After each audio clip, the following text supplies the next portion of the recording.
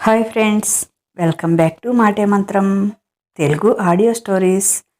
అందరికీ నమస్కారం అండి. ఈరోజు మనం చదువుకోబోయే కథ రాజీ పడలేని రాజీ రెండవ భాగం. మీకు వడ్డించి వెళ్ళమంటారా సార్ అంది రాజీ అతని కళ్ళలో కదిలాడుతున్న బాధ చూసి. నేను ఇంకా స్నానం చేయాలి.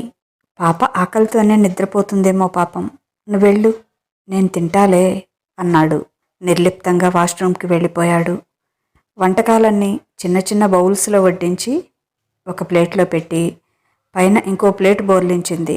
ఒక ప్లేట్లో 2 చపాతీలు, కొంచెం బిర్యానీ పెట్టి పైన ప్లేట్ బోర్లించి సలాడ్ ఒక బౌల్లో వేసి అక్కడ పెట్టి వెళ్ళిపోయింది. స్నానం చేసి వచ్చి విసుగ్గా తినటానికి కూర్చున్నాడు గిరీష్.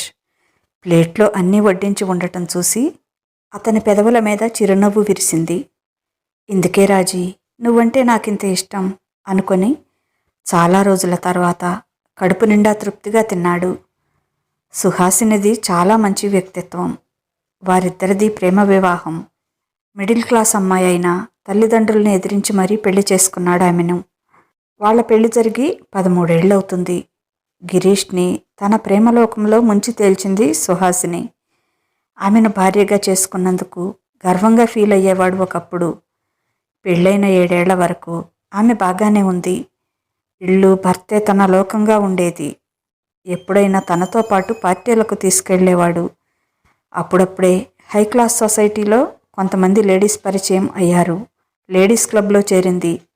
ఆమెకు ఎవరితో ఎంతవరకు ఉండాలో హద్దులు తెలుసు అనుకున్నాడు. అదే అతని పొరపాటయ్యింది. తను పుట్టి పెరిగిన నేపథ్యం పూర్తిగా వేరు. ఆమెకి పూర్తిగా స్వేచ్ఛ ఇచ్చాడు గిరీష్. అదే అతని తప్పయింది. గిరీష్ ఆఫీస్ పని నిమిత్తం 2 నెలల పైగానే స్టేట్స్ వెళ్ళవలసిన పని వచ్చింది. ఆ టైంలో హై క్లాస్ సొసైటీలో వ్యసనాలకు ఆమె త్వరగానే బానిసయ్యింది. కొంతమంది బిజినెస్ రైవల్స్ గిరీష్ మీద ఉన్న పగకి ఆమెను బలిపశువుని చేశారు. ఆ కొద్ది రోజుల్లోనే ఆమెకు తెలిసి తాగుడికి, తెలియకుండానే డ్రగ్స్కి ఎడిక్ట్ అయిపోయింది. డ్రగ్ మత్తులో ఉన్న ఆమెపై 3 వ్యక్తులతో కలిసి గ్రూప్ సెక్స్ చేసేలా ప్రేరేపించి అదంతా వీడియో తీసి గిరీష్కి పంపి లండన్లో బిజినెస్ వదులుకోకపోతే ఆ వీడియో సోషల్ మీడియాలో పెడతామని బెదిరించి 2 నెలల పాటు అతను లండన్లో పడ్డ కష్టమంతా బూడిదపాలు చేశారు. ఇటు తనెంతో ప్రేమించే భార్యని ఆ స్థితిలో చూసి కృంగిపోయాడు గిరీష్. అయినా ఆమెను వదులుకోలేక, ఆమెకు దగ్గర కాలేక నలిగిపోయాడు గిరీష్. అప్పటినుంచి ఇద్దరూ ఒకే ఇంట్లో ఉన్నా గిరీష్ సుహాసినికి దూరంగా ఉండసాగాడు. అది తెలియని సుహాసిని ఎంతగానో ప్రేమించే భర్త దూరం అవుతున్నాడని మరింతగా వ్యసనాలకు లోనయ్యింది. ఇంటికి రావటమే మానేసింది. తాగటం, క్లబ్లోనే ఉండటం చేయసాగింది. ఇక ఇలాగైతే ఆమె పూర్తిగా నాశనం అయిపోతుందని ఆమె మీద ప్రేమతో ఉత్తేజాన్నిచ్చే టాబ్లెట్లు వేసుకొని ఆమెతో కలిసేవాడు. ఆమెతో ప్రేమగా మాట్లాడుతూ మునుపట్లా ఉండాలని ప్రయత్నించేవాడు. కానీ అతని వల్ల అయ్యేది కాదు. తను చేసే పనుల వల్లే భర్త తనకి దూరం అయిపోతున్నాడని అర్థమైన సుహాసిని తన వ్యసనాలు మానేయటానికి చాలా ప్రయత్నించింది. కానీ ఆమె వల్ల కాలేదు. చంద్రుడికి మచ్చలాగా ఆమెలో ఆ వ్యసనాలు అలాగే మిగిలిపోయాయి. అందరూ తనని చేతకానివాడిగా చూస్తున్నా తలవంచుకున్నాడే కానీ సుహాసినిని వదిలేయలేకపోయాడు గిరీష్. డ్రింక్ చేస్తే కదలకుండా పడుకుంటుంది, కానీ డ్రగ్స్ తీసుకున్న రోజు ఆ మత్తులో అతన్ని ఫోర్సు చేస్తుంది. తప్పనిసరై ఉత్ప్రేరకాలు వాడి కళ్ళు మూసుకొని ఆమెను సుఖపెట్టేవాడు. కేవలం ఆమె కోసం మాత్రమే. గిరీష్ కూడా అప్పుడప్పుడు అమ్మాయిల్ని బుక్ చేసుకుని తన కోరిక తీర్చుకునేవాడు. ఇదంతా కూడా సుహాసినికి తెలుసు. నిస్తేజంగా ఉంటున్న భర్తని చూసి చాలా బాధపడేది. తన వల్లే భర్త ఇలా అయిపోతున్నాడని ఏడ్చేది. ఈ రోజు నుంచి అన్నీ మానేయాలి అనుకునేది. కానీ ఫ్రెండ్స్ ఫోన్ చేయగానే అన్నీ మర్చిపోయేది. తన వ్యసనాలు మాత్రం మానుకోలేకపోయేది. కానీ గిరీష్ రాజీని మొదటిసారి చూడగానే ఎందుకో అతనికి చాలా బాగా నచ్చింది. మొదట్లో అందరి అమ్మాయిల్లాగే ఆమెను కూడా అనుకున్నాడు. కానీ భర్త చనిపోయినా బిడ్డను చదివించుకుంటూ వంచిన తల ఎత్తకుండా పద్ధతిగా ఉండే రాజీని ఏమీ చేయలేకపోయాడు. పైగా రాజీ సుహాసినికి చాలా దగ్గరయ్యింది. పేరుకు పని మనిషే కానీ తోడబుట్టిన దానిలా తన మంచి చెడులు అన్నీ ఆమెతో చెప్పుకోవటం గిరీష్ కూడా చూశాడు. అతనికి తెలియని విషయం ఏమిటంటే, ఒకసారి సుహాసిని డ్రగ్ తీసుకోకుండానే డ్రగ్స్ తీసుకున్నట్లుగా యాక్ట్ చేసి గిరీష్ని ఫోర్సు చేసింది. వారిద్దరూ కలిసినప్పుడు గిరీష్ కళ్ళు మూసుకొని రాజీ రాజీ అంటూ కలవరించటం వింది. తర్వాత అతన్ని గమనించింది. రాజీని చూసేటప్పుడు అతని కళ్ళల్లో కేవలం కోరికే కాదు, ఆమె మీద ఏదో ఇష్టం, ప్రేమ కనిపించేవి సుహాసినికి. ఆ విషయం రాజీకి కూడా తెలుసు. యజమాని చూపులు ఆమెకు అర్థమయ్యాయి. అయినా ఏమీ తెలియనట్లు కామ్గా తన పని తాను చేసుకుని వెళ్ళేది. సుహాసిని నవ్వుతూ, ఏంటి రాజీ, మీ సార్కి నువ్వంటే స్పెషల్ ఇంట్రెస్ట్ అనుకుంటా, తెగ చూసేస్తున్నాడు నిన్ను అనేది. ఊరుకోండి మేడం, ఏంటా మాటలు అనేది రాజీ. అప్పుడే రాజీకి చెప్పింది. తన కథ అంతా చెప్పి తన గుండెలో బరువు దించుకుంది. రాజీ గుండె మాత్రం బరువెక్కింది. దేవతలాంటి సుహాసినమ్మ జీవితంలో ఇంత వేదన ఉందా అని. ఆయన చాలా మంచివారు రాజీ. నేను ఆయన్ని చాలా బాధ పెడుతున్నాను. నేను సుడిగుండంలో ఇరుక్కున్నాను. దాని నుంచి వెనక్కి రాలేకపోతున్నాను. ఆయన బాధను చూడలేకపోతున్నాను. అదృష్టమో దురదృష్టమో మా ఇద్దరికీ పిల్లలు లేకపోవటం మంచిదే అయ్యింది. లేకపోతే మా మధ్య వాళ్ళు కూడా నలిగిపోయేవారు. రాజీ, ఇలా చెప్తున్నానని ఏమీ అనుకోకు. ఒకవేళ ఎప్పుడైనా ఆయన నిన్ను కోరుకుంటే కాదనకు. నీకు భర్త ఉంటే నేను ఈ మాట చెప్పేదాన్ని కాదు. ఇదివరకు బయట అమ్మాయిలతో మీట్ అయ్యేవారు. నిన్ను చూసిన దగ్గర నుంచి అది కూడా చేయటం లేదు. కానీ నీ మీద ఉన్న మంచి అభిప్రాయంతో నీ దగ్గరకు కూడా రాలేకపోతున్నారు. ఆయన అడిగితే నీకు ఇష్టమైతే మాత్రం నా గురించి ఆలోచించి కాదనకు. నేనేమీ అనుకోను అని చెప్పింది సుహాసిని. తల వంచుకొని అక్కడి నుంచి పక్కకు వచ్చేసింది రాజీ.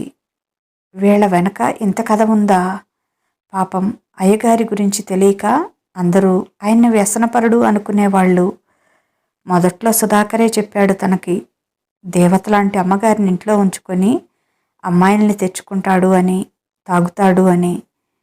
ఇదివరకు లేదు, ఈ మధ్యనే ఎందుకో ఇలా తయారయ్యారు అని బాధపడేవాడు సుధాకర్. అసలు విషయం ఇదన్నమాట అనుకుంది రాజీ. ఇంటికి వెళ్ళి పక్కింట్లో ఉన్న కూతుర్ని పిలుచుకొచ్చి ప్లేట్లో తినటానికి పెట్టి స్నానానికి వెళ్ళింది రాజీ.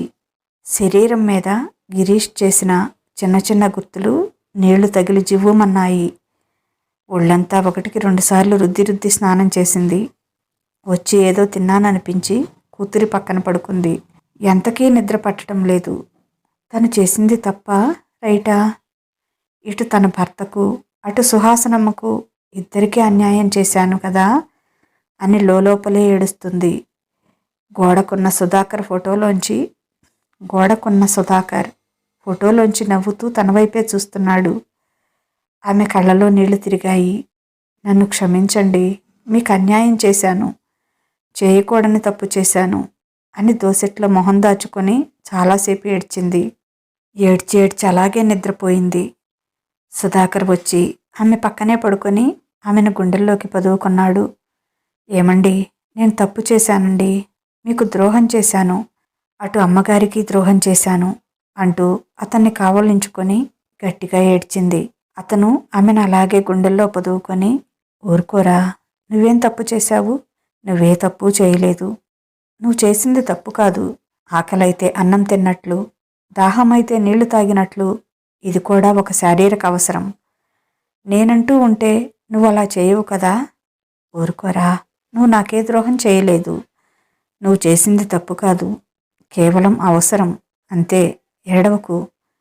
మనల్ని ప్రేమించే వాళ్ళు ఎదురైతే కరిగిపోవటం మనిషి నైజం అని ఆమెను బుజ్జగించాడు. దీని గురించి ఆలోచిస్తూ నీ ఆరోగ్యం పాడు చేసుకోకు, మన తరుణిని జాగ్రత్తగా చూసుకో అని చెప్పి అతని మాయమైపోయాడు. ఏమండి అంటూ ఒక్క ఉదుటున లేచి చుట్టూ చూసింది. సుధాకర్ ఫోటోలోంచి నువ్వేం తప్పు చేయలేదు బంగారం అంటున్నట్టు అనిపించింది రాజీకి. ఆ ఫోటో తీసి గుండెల మీద పెట్టుకొని అలాగే నిద్రలోకి జారుకుంది. తెల్లవారినాక లేచింది. ఇక ఆ ఇంటికి వెళ్ళదలుచుకోలేదు. అయ్యగారు చాలా మంచివారు. తరుణిని మంచి స్కూల్లో చాలా ఫీజులు కట్టి ఆయనే వేయించారు. అలాగే తరుణికి ఒకసారి ఆరోగ్యం పాడైపోతే సుహాసనమ్మ, అయ్యగారే చాలా అండగా ఉన్నారు. అయ్యగారే చాలా ఖర్చు పెట్టి పెద్ద హాస్పిటల్లో చేర్పించి తన కూతురికి బాగైపోయే వరకు తనని పనికి కూడా రావద్దని ఎంతో ఖర్చు పెట్టారు. తన కూతురు ఇప్పుడు బ్రతికి ఉందంటే ఆయన పుణ్యమే. ఆ రుణం ఎలా తీర్చుకోగలను అనుకుంది. రాత్రి అది కూడా తీరిపోయింది. అసలే ప్రేమకి మొహం వాచిపోయిన తను ఆయన చూపించే ప్రేమకి లొంగిపోతుంది.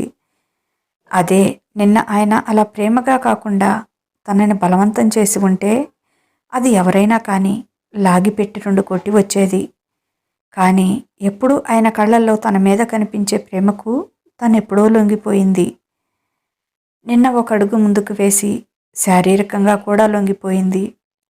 దీనికి అమ్మగారు చెప్పిన మాటల ప్రభావం కూడా తోడై ఉంటుంది.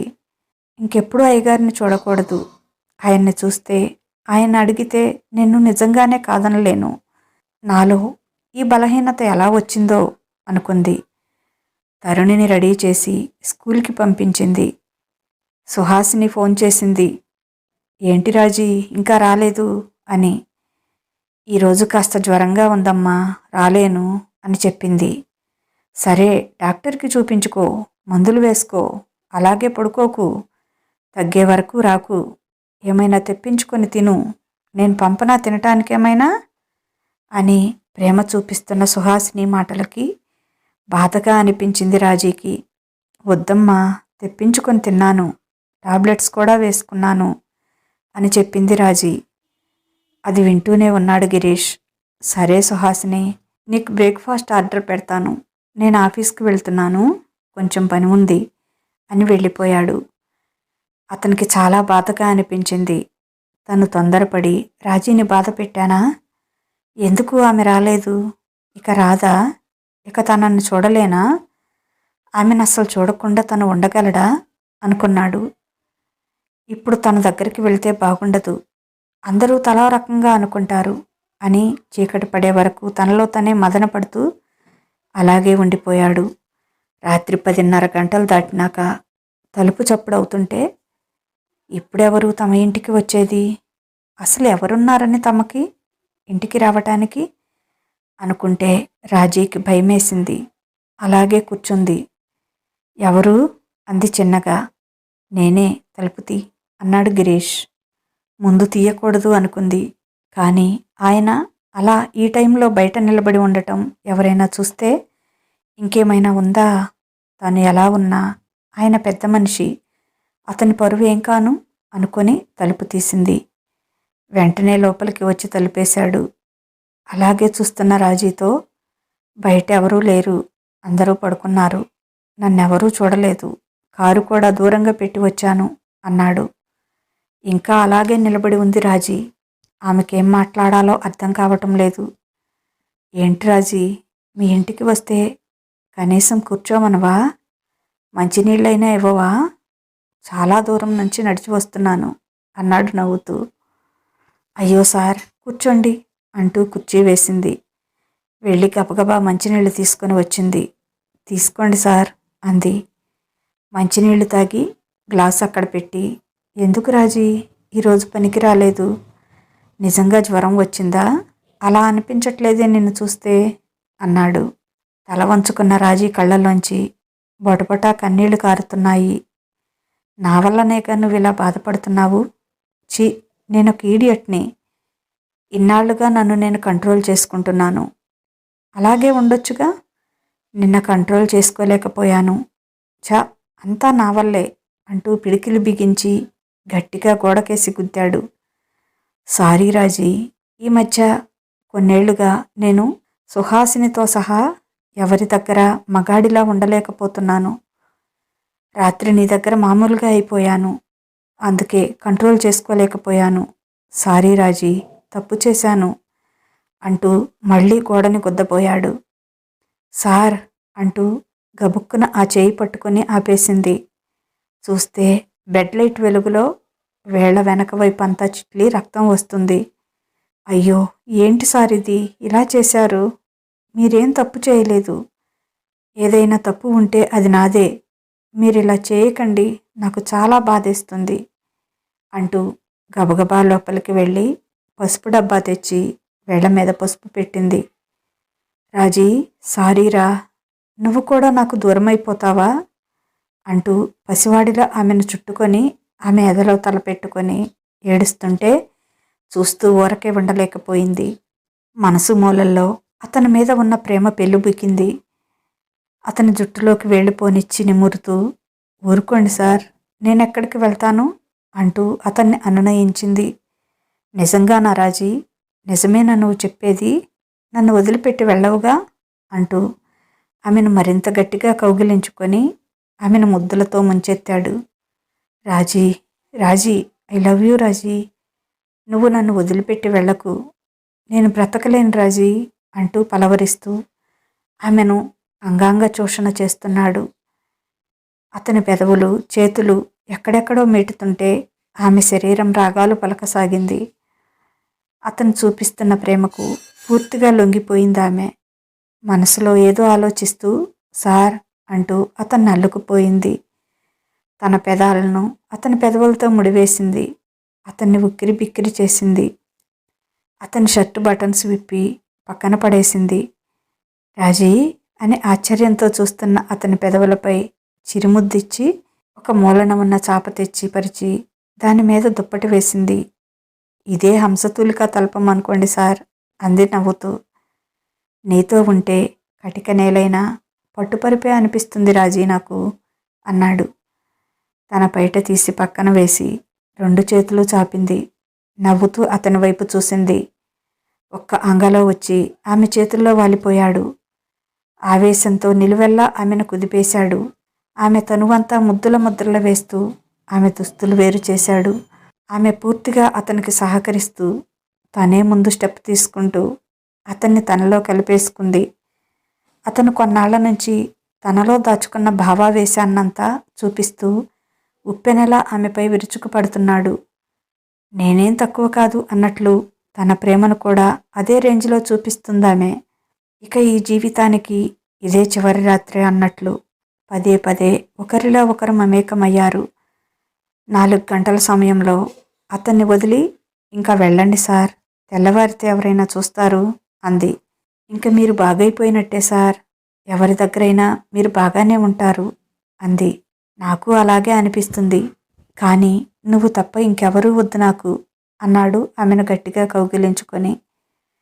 అమ్మగారిని డాక్టర్కి చూపించండి, ఎవరో ఉంటారట కదా ఈ అలవాట్లు మానిపించేవాళ్ళు, వాళ్ళ దగ్గర చూపించండి సార్. సుహాసనమ్మ దేవత, ఆమెను దూరం చేసుకోకండి అని చెప్పింది. ఆల్రెడీ చేర్పించాను, కానీ తను మందులు సరిగ్గా వాడటం లేదు. నేను తనకు దగ్గర కాలేకపోతున్నాను. తనకి పిల్లలు కూడా లేరు. ఒంటరిగా నిస్తేజంగా మారిపోతుంది. నేను మారినా ఏం ప్రయోజనం ఉంటుంది? పైగా నీకు తెలియని విషయం ఒకటి ఉంది. తాగి తాగి తనకి లివర్ పాడయింది. లివర్ ట్రాన్స్ప్లాంటేషన్ జరగాలన్నారు. బంధువుల్లో ఎవరిది సూట్ అవ్వలేదు. ఒకవేళ అయినా కూడా ఎవరు ఇవ్వరు, అంత రిస్క్ ఎవరూ తీసుకోరు. నాది సూట్ అవ్వలేదు అన్నాడు బాధగా. అవునా సార్? నిజంగా నాకు తెలియదు. నాది సూట్ అవుతుందేమో చూపించండి, నేను ఇస్తాను. రేపు హాస్పిటల్కి వెళ్దాం సార్. కష్టాల్లో ఉన్నప్పుడు అక్కగా నన్ను ఆదరించారు మేడం గారు అంది రాజీ. అయినా మీరే చెప్పాలి సార్ మేడంకి. మీరు ప్రేమగా చూసుకుంటే ఆవిడ అన్నీ మానుకొని మామూలైపోతారు. మీ ఇద్దరూ సంతోషంగా ఉంటే చూడాలని ఉంది నాకు అంది. నువ్వు ఎంత మంచిదానివి రాజీ.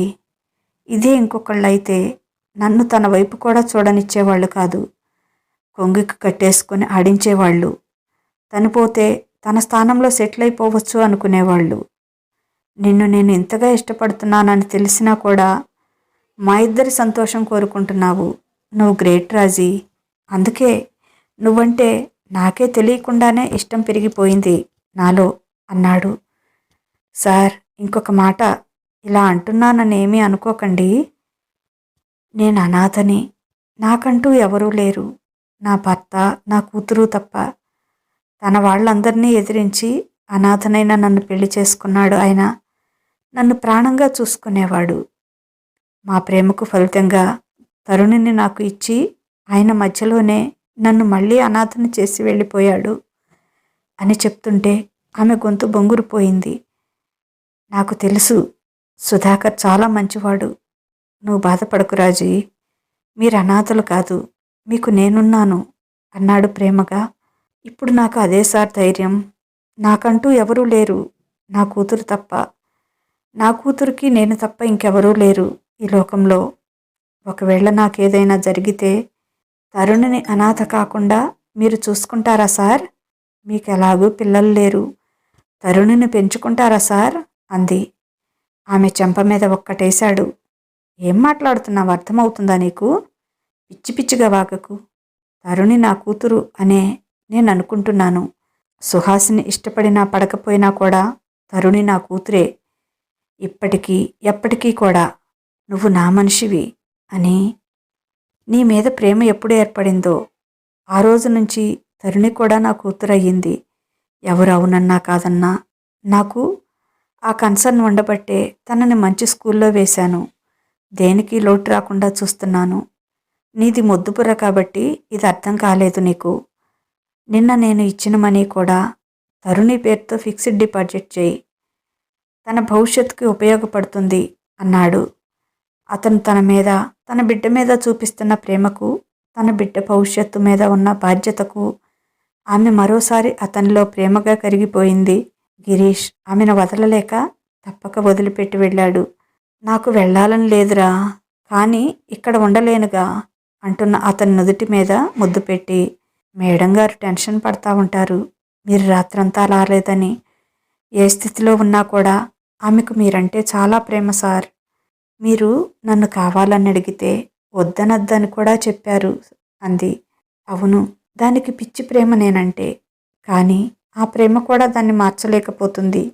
ఏం చేయాలో అర్థం కావటం లేదు అన్నాడు బాధగా. మేడం మారిపోతారు చూడండి, నేను చెప్తున్నా కదా అంది భరోసాగా రాజీ. ఆమెను గట్టిగా కౌగిలించుకొని, ఇక వెళ్తారా అని పెదవులపై ఓ ముద్దిచ్చి బాయ్ చెప్పి వెళ్ళబోతున్న అతన్ని ఆపి, ముందు రోజు ఇచ్చిన కవర్ అతని చేతిలో పెట్టి, డిపాజిట్ చేయమన్నారుగా, అదేదో మీరే చెయ్యండి, నాకు అవన్నీ తెలియదు అంది. ఆమె తల మీద చిన్నగా ముట్టి, నిజంగానే పిచ్చిదానివే నువ్వు. ఇచ్చిన డబ్బు ఎవరైనా వెనక్కిస్తారా పిచ్చి అన్నాడు. మాకు మీరు తప్ప ఇంకెవరు ఉన్నారు సార్, మిమ్మల్ని నమ్మక ఇంకెవరిని నమ్ముతాం అంది. సరే, ఈరోజే వేస్తాను అని అది తీసుకొని వెళ్ళిపోయాడు. తలుపులు గడిపెట్టి బాత్రూంకి వెళ్ళి చాలాసేపు రుద్ది రుద్ది స్నానం చేసింది.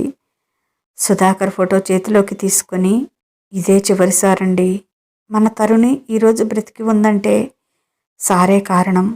మేమిలా బ్రతకగలుగుతున్నామంటే వాళ్లే కారణం. ఎవరూ లేని నాకు అండగా నిలిచారు వాళ్ళు. వాళ్ళ ప్రేమని మాకు పంచారు. ఈ లోకంలో మమ్మల్ని ప్రేమించేవాళ్ళు, నా అనేవాళ్ళు, మా మంచి కోసం ఆరాటపడేవాళ్ళు ఎవరైనా ఉన్నారంటే అది వాళ్ళిద్దరూ మాత్రమే. ఇంకే విధంగానూ వాళ్ళ రుణం తీర్చుకోగలిగిన స్తోమత నాకు లేదు. నన్ను క్షమించండి సార్, ప్రాబ్లం నా వల్ల సరైంది. మేడం గారికి కూడా నాకు తగినంత సహాయం చేసి నేను మీ దగ్గరికి వచ్చేస్తానండి. మీరు లేని ఈ లోకంలో నాకు ఉండాలనిపించటం లేదు అని బోరున విలపించింది. నువ్వు తప్పు చేయలేదు బంగారం, బాధపడకు అని సుధాకర్ ప్రేమగా చూస్తున్నట్లు అనిపించింది రాజీకి. 11 గంటలకు గిరీష్కి ఫోన్ చేసి, హాస్పిటల్కి వెళ్దాం టెస్ట్ చేయించుకోవటానికి అంది. వద్దు రాజీ, అది చాలా రిస్క్తో కూడిన ఆపరేషన్. నువ్వు కోలుకోవటానికి కూడా చాలా టైం పడుతుంది. నిన్ను చూసుకోవటానికి కూడా ఎవరూ లేరు. వేరే దారి చూస్తాను. ఆల్రెడీ వెయిటింగ్ లిస్ట్లో ఉంది సుహాసిని పేరు. ఏదో ఒకటి చేద్దాం అన్నాడు. నాకు మీరు ఉన్నారుగా సార్, నన్ను మీరు చూసుకోరా అంది నవ్వుతూ. అది వేరు రాజీ, నాకు ఇష్టం లేదు, వదిలేయ్ అన్నాడు. ఏం సార్, మాలాంటి పేదవాళ్ల అవయవాలు కూడా పనికిరావా మీకు అంది. నోరు మూసుకొని ఫోన్ పెట్టేయి. నేను అక్కడ ఉండి ఉంటే ఈ పాటికి నా చేతుల్లో చచ్చేదానివి. నీ పిచ్చివాగుడికి నీకేమైనా అయితే నేను తట్టుకోలేను రాజీ. నువ్వెంత రెచ్చగొట్టినా నేను ఒప్పుకోను. నిన్ను రిస్కులో పెట్టలేను అన్నాడు. కాదు సార్, నేను చెప్పేది వినండి అంటున్న రాజీ మాటల్ని మధ్యలోనే ఆపేసి, ఇంకా నోరు మూసుకొని రెస్ట్ తీసుకో. రాత్రి నిద్ర లేకుండా విపరీతంగా కష్టపడ్డావు. ఈరోజు కూడా అంతే. అందుకే పడుకొని నిద్రపో అని ఫోన్ పెట్టేశాడు. ఏంటి, ఈరోజు కూడా వస్తారా? లేదు, రాకూడదు. నిన్న రాత్రే చివరిసారి. ఈలోగా ఏమైనా చేయాలి. అయినా ఏం మనిషి ఈయన? నాకు ఆపరేషన్ జరిగితే ఈయన గారి కోరికలు తీర్చుకోవటానికి వీలు కాదని భార్య ప్రాణం రిస్కులో పెడుతున్నాడు. ఎంతో మంచివాడనుకున్నాను. ఎంతైనా మగాడే కదా. ఇలాంటి వాళ్ళకి తమ సుఖం సంతోషం తప్ప ఏమీ పట్టదు అని తిట్టుకుంటూ ఏం చేయాలో ఏమీ తోచక టీవీ ఆన్ చేసింది. ఛానల్స్ మారుస్తూ కూర్చుంది. న్యూస్లో యాక్సిడెంట్లో హఠాత్తుగా చనిపోయిన ఓ వ్యక్తి అవయవాలనే వేరే పేషెంట్కి మార్చడానికి హెలికాప్టర్లో మరో హాస్పిటల్కి చేరుస్తున్న న్యూస్ వస్తుంది. చాలాసేపు అది చూస్తూ కూర్చుంది. వెంటనే లేచి మొహం కడుక్కొని చీర మార్చుకొని సుహాసినితో ఇదివరకు తను వెళ్ళిన హాస్పిటల్కి వెళ్ళింది. ఆ డాక్టర్ని కలిసింది. తను తన లివర్ని సుహాసినికి ఇవ్వాలనుకుంటున్నట్లు, సరిపోతుందో లేదో టెస్ట్ చేయించుకోవడానికి వచ్చానని చెప్పింది. నువ్వే కదమ్మా ఆ రోజు సుహాసినికి బ్లడ్ ఇచ్చింది అన్నాడు డాక్టర్. అవును సార్ అంది. అయితే నువ్వు టెస్ట్ చేయించుకునే పని లేదు. అప్పుడే సరిపోతుంది అని గిరీష్ గారికి చెప్పాం. ఆయన ఒప్పుకోలేదు, వద్దన్నారు. వేరే సోర్సు చూస్తున్నాం. కానీ కష్టమే. ఆమెది రేర్ బ్లడ్ గ్రూప్ అని చెప్పారు డాక్టర్. అయితే నేను ఇస్తానండి. నేను చనిపోయాక నా అవయవాలన్నీ ఎవరికైనా ఇచ్చేయండి. నేను సంతకం చేస్తాను అంది. సరేనమ్మా, ఇది చాలా మంచి పని. చనిపోయినా కూడా మనం బ్రతికే ఉంటాం. Very good, very good decision అని అప్రిషియేట్ చేసి నర్సును పిలిచి చెప్పారు. ఆమె రాజీని పిలుచుకెళ్ళి ప్రాసెస్ పూర్తి చేయించింది. సార్ ఒప్పుకోవటం లేదు. తెలిస్తే మేడం గారు కూడా ఒప్పుకోరు. ఇప్పుడెలా అనుకుంది. అయ్యో, సార్ గురించి తెలిసి కూడా ఎంత తప్పుగా అనుకున్నాను. సార్కి ఈ విషయం ఎప్పుడో తెలిసినా నా ప్రాణాలు రిస్కులో పెట్టలేక నా గురించి ఆలోచించి వద్దని చెప్తే నేనేమో నీచంగా నాతో తన కోరికలు తీర్చుకోవటానికి వీలు కాదని వద్దన్నారని భ్రమపడ్డాను. నిజంగానే సార్కి నా మీద చాలా ప్రేమ ఉంది. ఇలాగైతే నా దగ్గరకు రాకుండా ఆయన ఆపటం చాలా కష్టం అనుకుంది. నేను అనుకున్నది వెంటనే అమలు చేయాలి అనుకుంది రాజీ. రోడ్డు మీద నడుస్తూ ఆలోచనలో ఉన్న రాజీ కాస్త దూరంలో ఫుల్ లోడ్తో వస్తున్న టిప్పర్ కనిపించింది. తన దగ్గరికి రాగానే వెంటనే దానికి ఎదురుగా వెళ్ళింది. డ్రైవర్ సడన్ బ్రేక్ వేసినా ఉపయోగం లేకుండా పోయింది. చావు బతుకుల్లో పోరాడుతున్న ఆమెని 108లో హాస్పిటల్కి తీసుకొని వెళ్ళారు. ఆమె ఎక్కువసేపు బ్రతకదని చెప్పారు డాక్టర్స్. అయ్యో, ఈ అమ్మాయిని ఇంతకుముందే చూశాను. ఆర్గాన్స్ డొనేట్ చేస్తూ సైన్ కూడా చేసింది అని రాజీ దగ్గరికి వెళ్ళి రాజ్యలక్ష్మి అని పిలిచాడు డాక్టర్.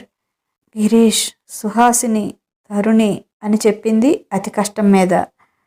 వెంటనే నేను ఆల్రెడీ గిరీష్ గారికి చెప్పాను, వస్తున్నారు అన్నాడు. కాసేపటికి చెమటలు కక్కుతూ హడావుడిగా పరిగెత్తుకుంటూ వచ్చాడు గిరీష్. రక్తపు ముద్దలా ఉన్న రాజీని చూసి కదిలిపోయాడు. చిన్నపిల్లవాడిలా గట్టిగా ఏడ్చేశాడు. ఏంటి రాజీ ఇది? రాత్రి నువ్వు నేను అనాథని, నాకంటూ ఎవరూ లేరు అని చెప్తుంటే జీవితాంతం నీకు తోడుగా ఉండి ఏ కష్టం కలగకుండా గుండెల్లో పెట్టుకొని కాపాడుకోవాలి అనుకున్నాను. ఇంతలోనే ఇలా అయిందేమిటి? నేనెవరిని ప్రేమించినా ఏదో ఒక విధంగా దూరం చేస్తున్నాడు దేవుడు, ఎందుకో అని ఏడుస్తున్నాడు. అయినా నీకేం కానివ్వను. ఎంత డబ్బు ఖర్చయినా పర్వాలేదు, నేను నిన్ను బ్రతికించుకుంటాను అని డాక్టర్ దగ్గరికి వెళ్ళబోతుంటే అతను చేయి పట్టుకొని ఆపింది రాజీ. తరుణి అంది చాలా కష్టంగా. సుహాసినికి ఫోన్ చేశాను, స్కూల్కి వెళ్ళి తీసుకుని వస్తుంది అన్నాడు. సార్, నేనింక బ్రతకను. నాకు తెలుస్తుంది. నా లివర్ సుహాసిని అమ్మకిచ్చేయండి. మీరు బాగైపోయారు. ఇంక మీకు ఏ ఇబ్బంది ఉండదు. సుహాసినమ్మ, మీరు సంతోషంగా ఉండండి. జరిగిందంతా మర్చిపోయి అమ్మగారితో ప్రేమగా ఉండి మీ ప్రేమతో ఆమెను మార్చుకోండి. మీకు ఎలాగూ పిల్లలు లేరు కదా. ఇక పుట్టే అవకాశం కూడా లేదని సుహాసినమ్మ చెప్పింది. తరుణిని మీకు ఇస్తున్నాను. నా గుర్తుగా మీ బిడ్డలా జాగ్రత్తగా ప్రేమగా చూసుకోండి. మీరు నాకు చేయగలిగింది అదొక్కటే అంది. అప్పుడే తరుణిని తీసుకొని పరిగెత్తుకుంటూ అక్కడికి వచ్చింది సుహాసిని. తల్లిని చూసి భయపడి గట్టిగా ఏడ్చేసింది తరుణి. కూతురు కళ్ళు తుడిచి నుదుటి మీద ముద్దు పెట్టి, ఏడవకు బంగారు తల్లి, నీకు అమ్మతో పాటు నాన్నను కూడా ఇస్తాను అని గిరీష్ని సుహాసినిని దగ్గరికి రమ్మని సైగ చేసి వాళ్ళిద్దరి చేతుల్లో తరుణి చేయి పెట్టింది. మీ తరుణిని నాకు ఇవ్వవే, నేను పెంచుకుంటాను అని ఎప్పుడూ అడుగుతారు కదమ్మా. నా బిడ్డని మీ చేతుల్లో పెడుతున్నాను, మీ బిడ్డలా ప్రేమగా చూసుకోండి అని చెప్తున్న రాజీతో, ఏంటి రాజీ ఇది, అప్పగింతలు పెడుతున్నావు, ఇప్పుడు నీకేమైంది? 10 రోజుల్లో తగ్గి మామూలుగా మా కళ్ళ ముందు తిరుగుతావు, పిచ్చి మాటలు మాట్లాడకు అంది సుహాసిని ఏడుస్తూనే. లేదమ్మా, నేను వెళ్ళిపోతున్నాను, నా బిడ్డ జాగ్రత్త. అమ్మా, మీరొక మాట ఇవ్వాలి నాకు. ఇంకా మీరెప్పుడు ఈ వ్యసనాల జోలికి వెళ్ళకూడదు. నా మీద ఒట్టేసి చెప్పండి, ఇంకెప్పుడు ముట్టుకోనని అంది. అసలు మీరు ఆ స్నేహాలు వదిలేయండి, అన్నీ అవే సర్దుకుంటాయి అంది రాజీ. నాకు మాటివ్వమ్మా అంది. నువ్వు అలా మాట్లాడావంటే నిన్ను కొట్టేస్తాను అంది ఏడుస్తూనే సుహాసిని. తను ఎక్కువసేపు బ్రతకదు, నువ్వు మాటిస్తే తను తృప్తిగా పోతుంది అని ఆమెకే వినపడేటట్లు చిన్నగా చెప్పాడు గిరీష్. అవునా అన్నట్లు అతని వంక చూసింది సుహాసిని. తల ఊపాడు గిరీష్. నీకు మాటిస్తున్నాను రాజీ, నేనింక మత్తు పదార్థాల జోలికి పోను.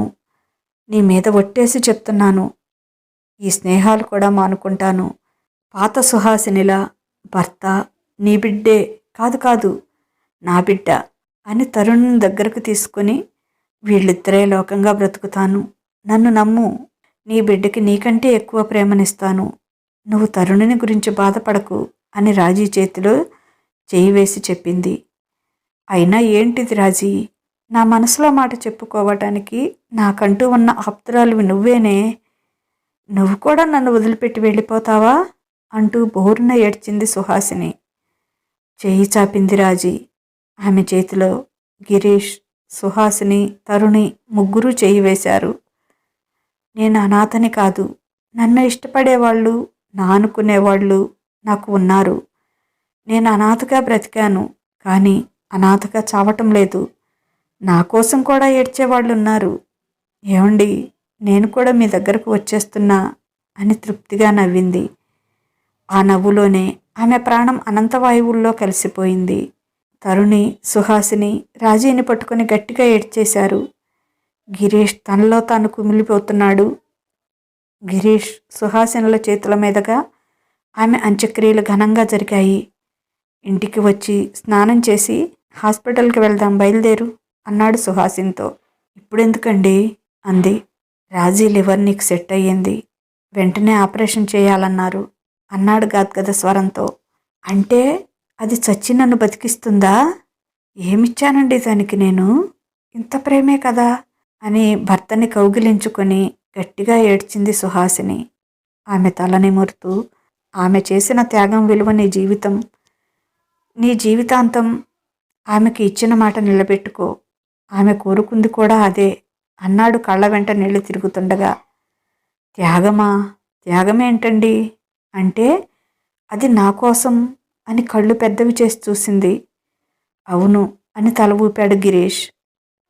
ఏంటి రాజు ఈ పిచ్చి పని, ఈ వ్యసనపరురాలి కోసం నీ జీవితాన్ని బలిపెట్టావా అని గట్టిగా ఏడ్చేసింది సుహాసిని. ఆమెకు ఆపరేషన్ జరిగింది, తొందరగానే కోలుకుంది.